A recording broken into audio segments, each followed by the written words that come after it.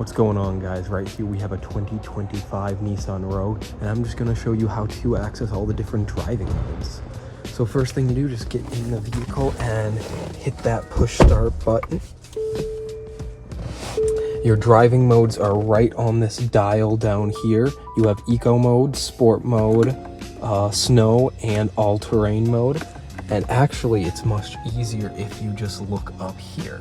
So it starts on auto, it will just auto adjust for whatever the roads are like. But if the roads are snowy, especially here in Minnesota, you can turn it on Snow Mode. If you want to turn it on off-road mode, this is better for if you're going on dirt roads, gravel roads, or off the path even further than that. There's also Eco Mode if you want to save some fuel a little bit. And of course, Sport Mode if you want to go a little faster and hit a little higher RPMs. And that's it. It's really just that simple. Just move this dial to exactly where you want, and you're all set.